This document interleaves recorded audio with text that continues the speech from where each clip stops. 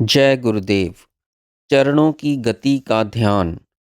हे चारुचरिते, ऐसा प्रतीत होता है कि तेरे भवन के राजहंस चलते समय तेरी चाल का परिचय प्राप्त करने के लिए तेरे खेल का त्याग नहीं करते, अर्थात तेरे पीछे पीछे तेरी तरह कदम उठाकर चलते हैं और वे इस खेल का त्याग नहीं करते और तेरे चलते समय चरण कमलों में लगी मणियों युक्त नूपुरों की झनकार का शब्द मानो उनको चलने की शिक्षा का उपदेश दे रहा है।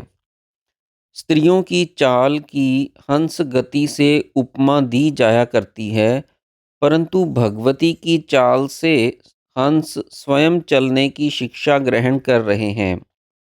दूसरा भाव यह भी है कि परमहंस महापुरुषों की उन्मत्त गतिविधि में शक्ति की क्रीड़ा युक्त मस्ती भरी चाल का आभास है।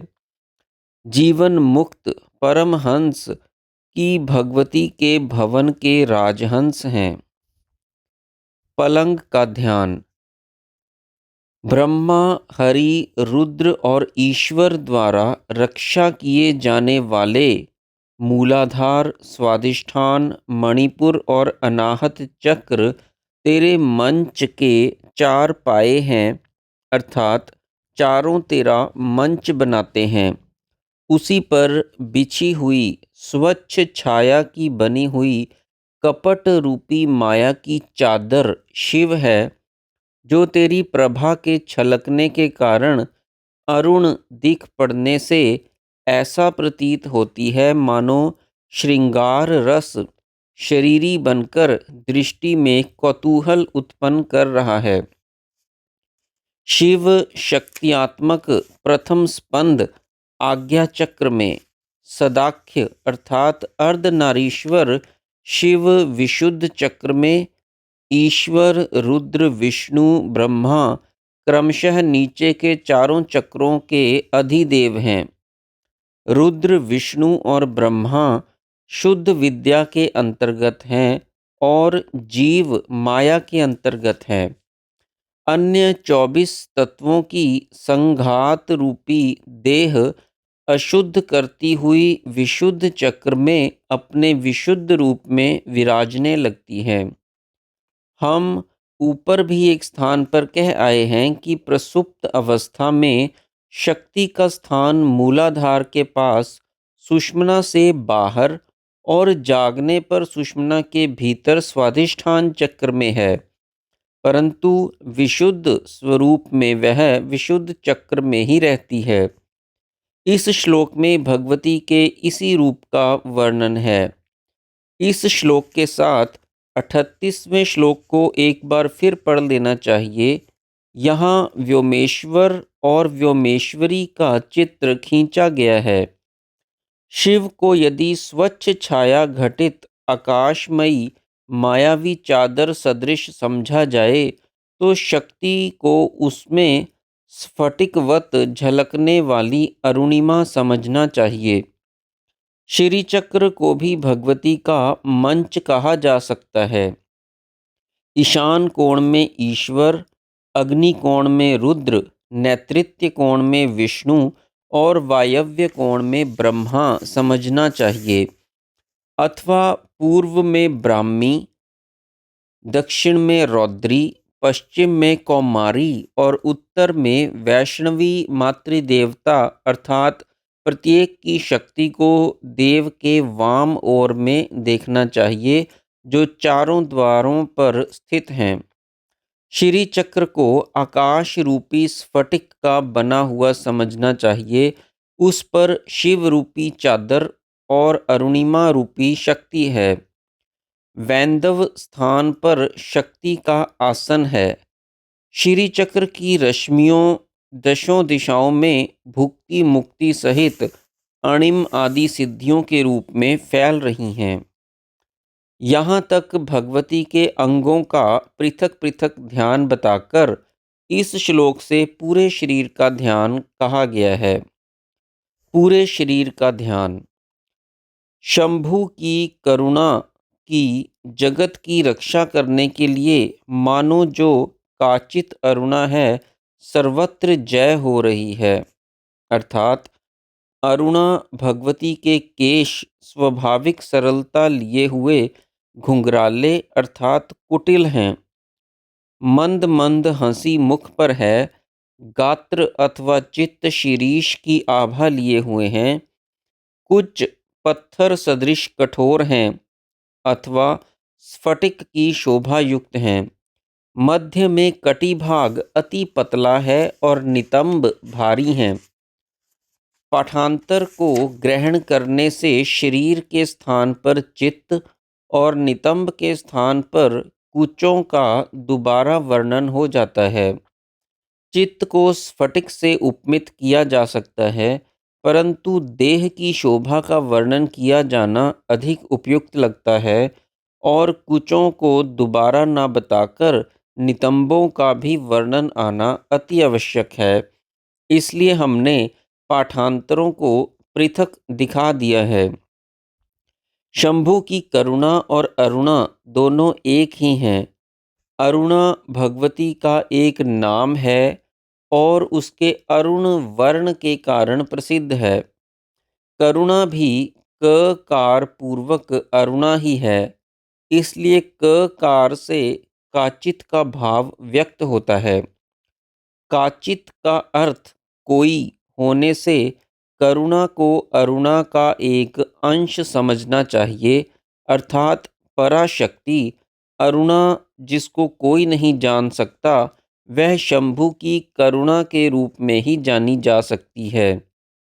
दूसरा भाव यह है कि शंभु के स्फटिक अथवा कांच सदृश स्वच्छ शरीर में प्रतिफलित होने वाली अरुणिमा ही भगवती अरुणा की छवि करुणा के स्वरूप में दिख रही है।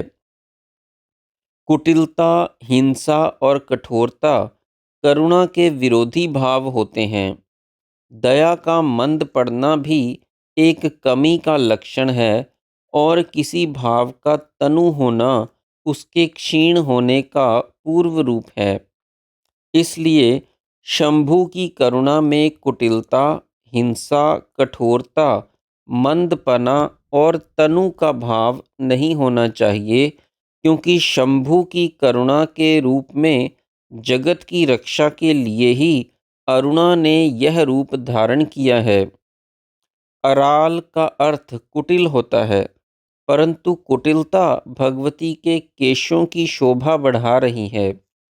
शंभु की करुणा कभी मंद नहीं पड़ती, परंतु मंदपना हंसी में रहकर करुणा की वृद्धि करता है। शिरीष को व्युत्पत्ति श्री धातु से अर्थात जो काटा जाता है अथवा जो फैलता है वह शिरीष कहलाता है। शिरीष एक वृक्ष का नाम है जो कल्याण का सूचक है। अर्थात भगवती में हिंसा का भाव ऐसा है जैसे कि सिरस में जो सारे जगत का कल्याण करने में सदा तत्पर रहता है।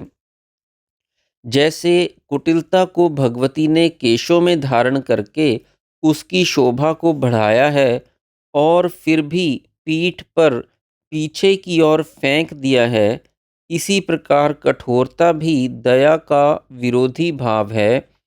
उसे भगवती ने अपने पयोधरों में धारण कर लिया है।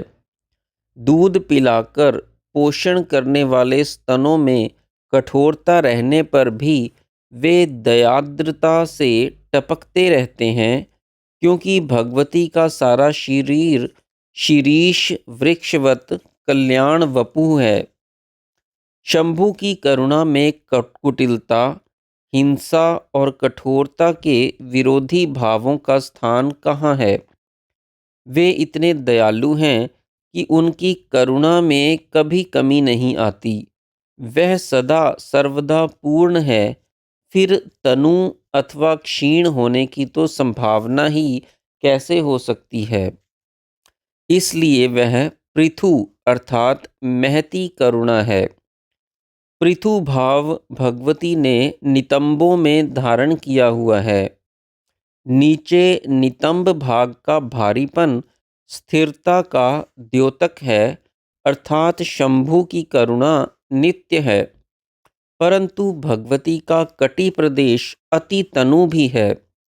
यद्यपि यह स्त्रियों की शोभा का लक्षण है, तो भी करुणा का मध्य भाग तनु होने से उसके क्षीण होने की संभावना की भ्रांति हो सकती है, परंतु यह बात नहीं है। कटी प्रदेश में मणिपुर चक्र रुद्र का स्थान होने से भगवती में रुद्र का रौद्र भाव अर्थात क्रोध अति तनु हो गया है, अर्थात क्षीण तनु है। मानो भगवती ने रुद्र के रौद्र भाव को मेखला सदृश कस रखा है। अभिप्राय यह है कि भगवती का शरीर मानो शंभु की दया का अवतार है, जो जगत की रक्षा करने के लिए अवतीर्ण हुआ है। इस श्लोक में यह भाव भी प्रतीत होता है कि सद्गुरु स्वरूप शिव के अनुग्रह से जिस शक्ति की जागृति होती है और उपरोक्त करुणा के स्वरूप में साधकगण जिसे अपने अंतर में अनुभव करते हैं, वह शंभु की करुणा ही है, अर्थात शिव स्वरूप गुरु का अनुग्रह शंभु का ही अनुग्रह है, जिसे शिष्य में शक्ति का उत्थान होता है। इसलिए गुरु कृपा शक्ति की अभिव्यक्ति और शंभु की करुणा तीनों पर्यायवाची हैं। जय गुरुदेव।